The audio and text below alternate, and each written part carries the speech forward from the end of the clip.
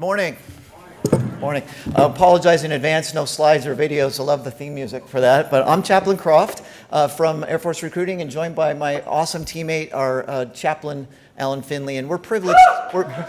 Yes, he's amazing. We're privileged to share with you for a few minutes just the all things recruiting update. You might have some questions because the last 2 years have been some anomalies in how things normally happen. And many of you have followed the challenges in the recruiting environment and how difficult it is in the DoD right now, and how many people are reluctant to join the military. And it's affecting even our clergy, but we're excited to share with you some updates.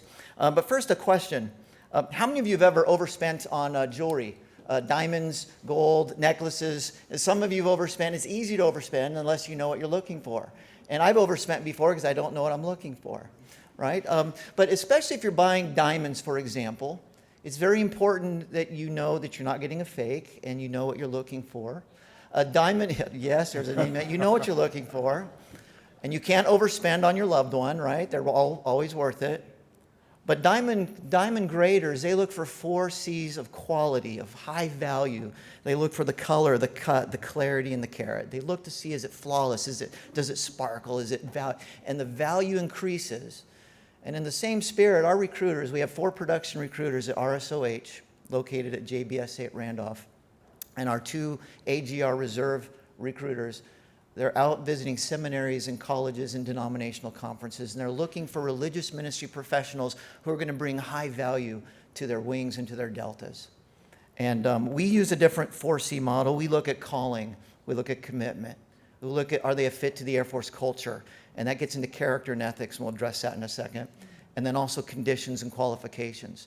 Are there things such as age waivers and moral waivers, things like that?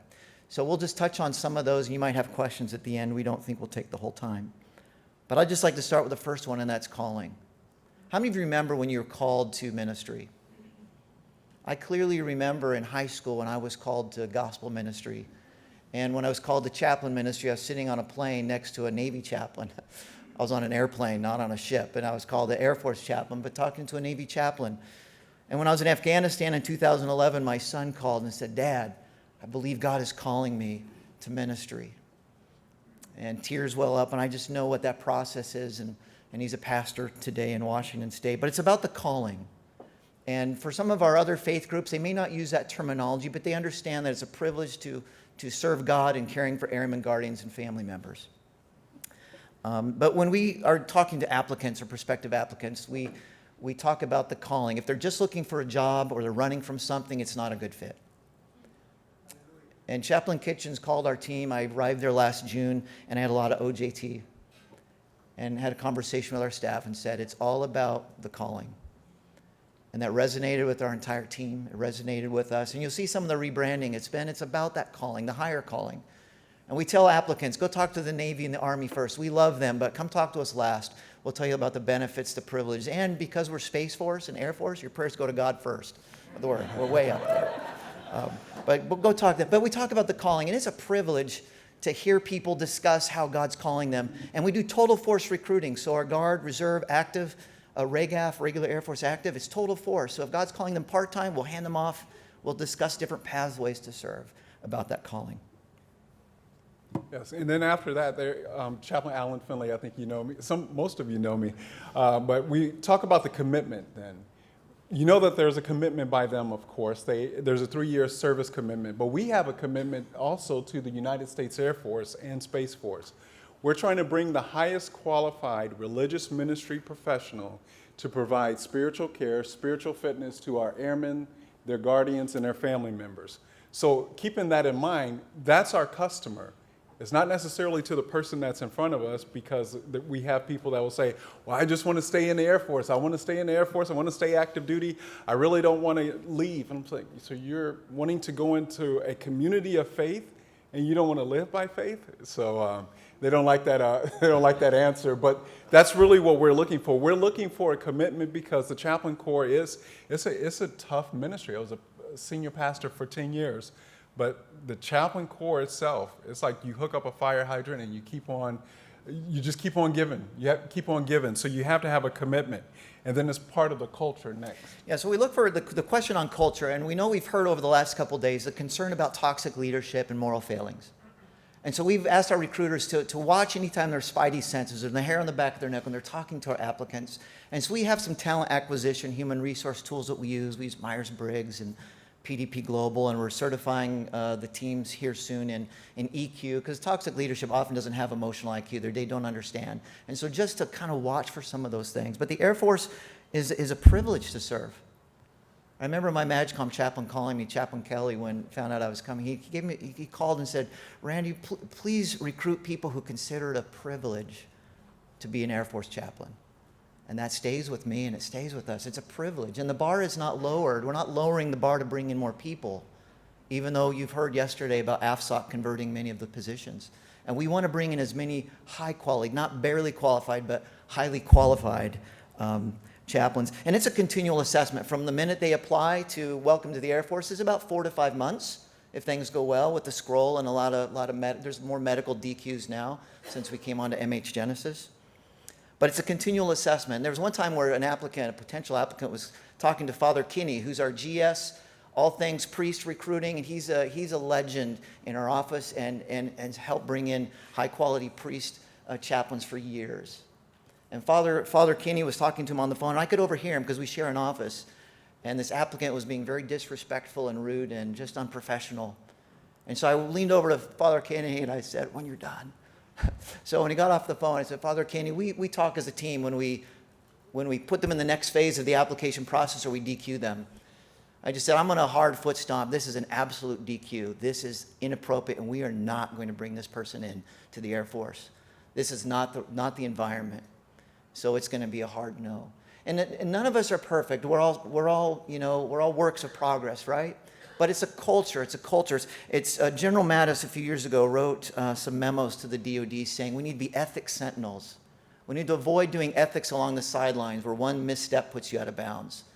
And so we are the only career field of all career fields where there are no moral waivers possible in recruiting. It's in the AFMAN. But we had one applicant who was a very high quality, humble. We look for humble, hungry, and smart, competent, willing to learn. Servant leaders, that's what we're looking for. And we had one that had everything we were wanting, but he had a speeding ticket that was quite expensive, and so it was a Class 3 misdemeanor. And we said, we want to bring him in. He said, no, can't bring him in. No moral waivers for chaplains. I go down the JAG. Can we bring him in? No moral waivers for chaplains. Hey, if he's a Navy, Top Gun's out in the movies, they'd hire him in a spot because he's a fast race, drives fast. We had to channel that up the chain, went up to the chief of chaplain's office, into our recruiting commander, 2-star, and they signed off on it because he had all other capabilities. He has a 20-year-old who was going too fast and got a Class 3 misdemeanor. And he's serving at one of our installations and doing a great job. Humble, hungry, smart, learning, adding value. But we don't do moral waivers. Those are exception to policies. But continual assessment. So turn it back over to Chaplain Finley on the last one, on conditions and qualifications. So when we look at conditions and qualifications, you have to be under 40 years of age. Those are DoD standard. Unless you're prior military, then we take them up to 42. There are age waivers, of course. Then you have to have the 72 hours master's degree. We look for the religious ministry experience that's required by the DoD. That's 2 years. We will look at 4 years of part-time ministry if it's full and it's extensive. There's other things that we're getting at just to even look at that even more. But even though you meet all of the qualifications, there's this other thing in recruiting service that's called occupational suitability. And that's what Chaplain Croft had mentioned with the other gentleman that had called our office. You can meet all the qualifications, but they have to be able to fit in the environment of a chaplain. And that's any officers, and they call it occupational suitability. And that kind of leads into our program guidance letter said that we should bring in 40 chaplains this year. By God's grace, we hit 40 chaplains. And then we went to Chaplain Kitchens, and we said, sir, can we overproduce? And he said, yes. How many can you bring in? We said 6. Well, sir, today, we've reached 6. So we have 46 this year. Now, last year this time. Today, right? We just got as of today. So you'll get that, Chaplain Armstrong.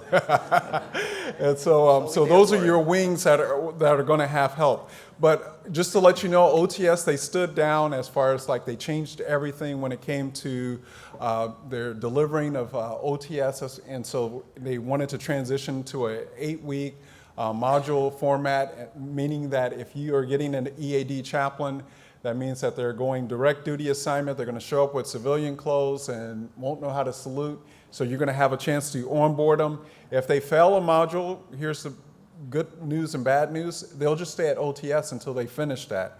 So there will be some kind of a little transition, but after the fiscal year, they'll continue to be assessed, go to OTS, and then to your base. But for now, just kind of keep that in mind. So your office or you will probably be contacting us during this transition period.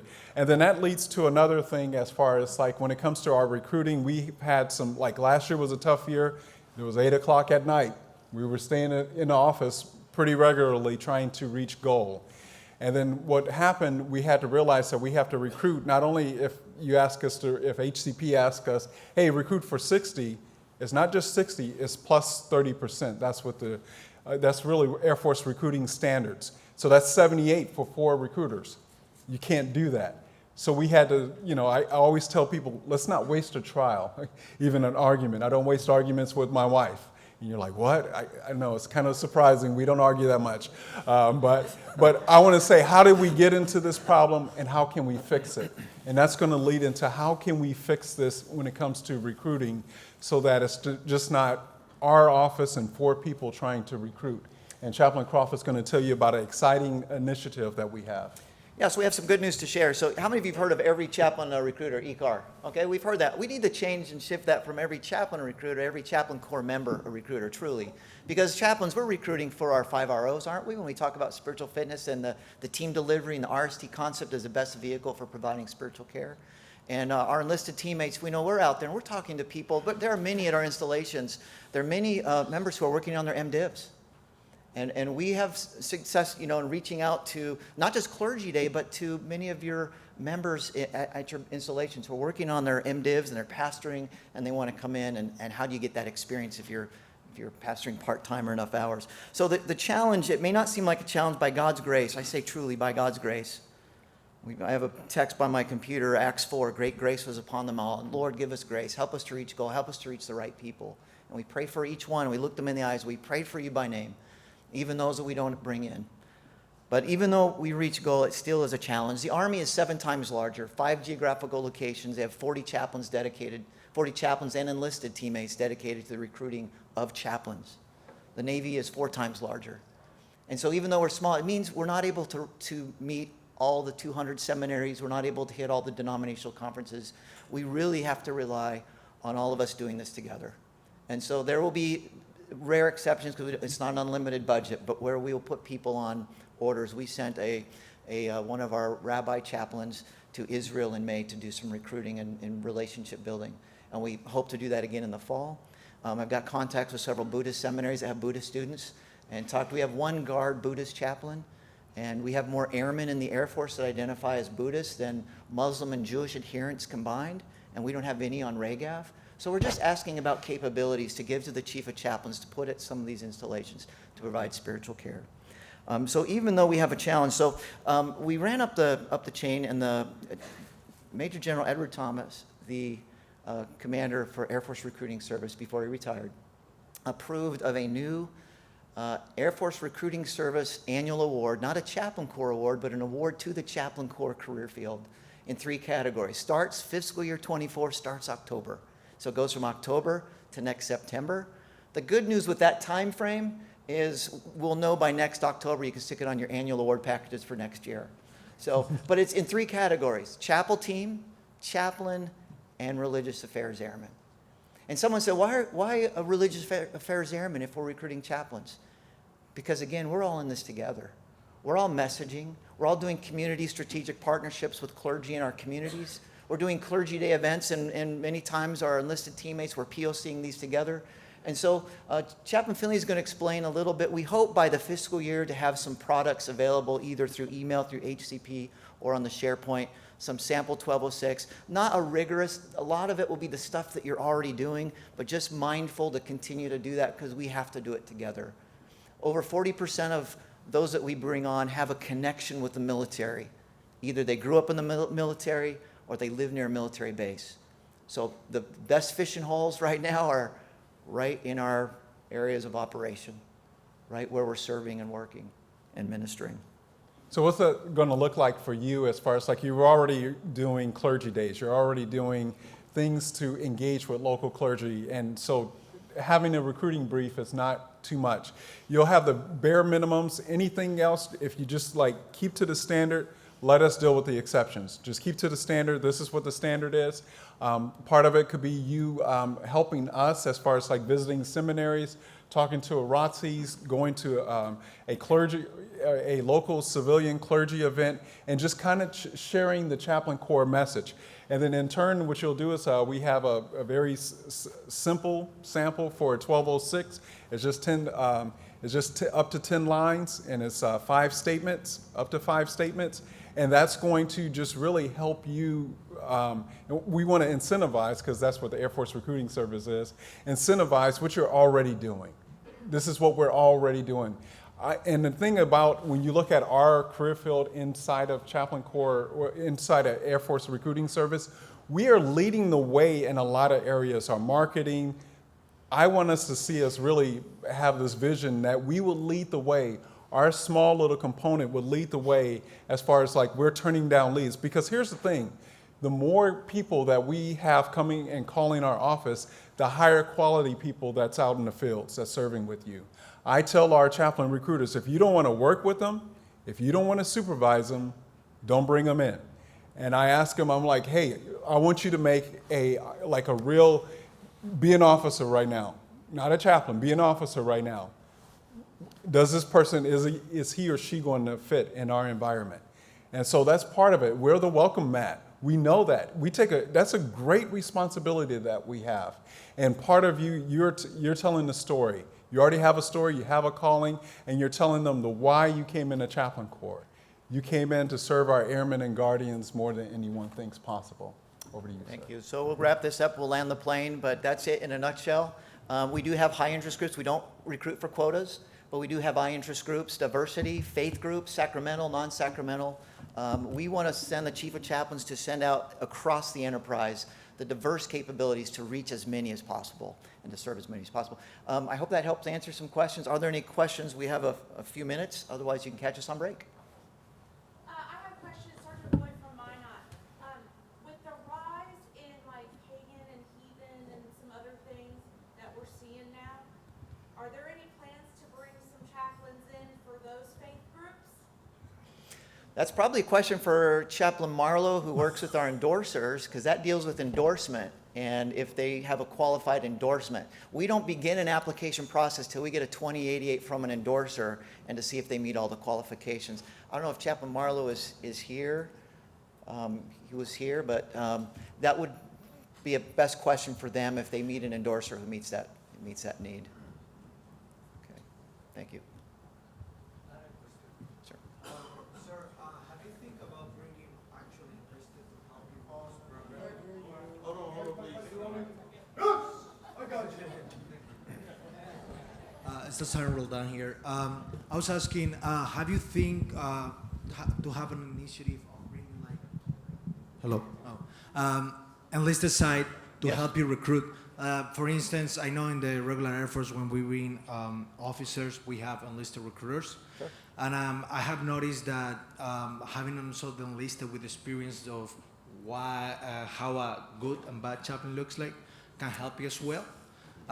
For instance, the Air Force Honor Guard, they have a religious affairs airman that became a recruiter for them. He goes everywhere and he recruits people. And I think it's great because you were saying how difficult it is. Army does it, you mentioned that. Right. Well, I'm on board, but yeah, absolutely. That's a request, but that's also other manpower authorizations, budgets, HCP, that's career field. But I would love to have RSD partners out there doing some recruiting, engaging. But again, that's an advocacy. But yeah, I would love to see that happen. May happen one day, hopefully. Pray for it, and we'll work on it, advocate for it, yeah. But good question, thank you. Anything else? Thank you so much for your time. Thank you, everyone. Thank you.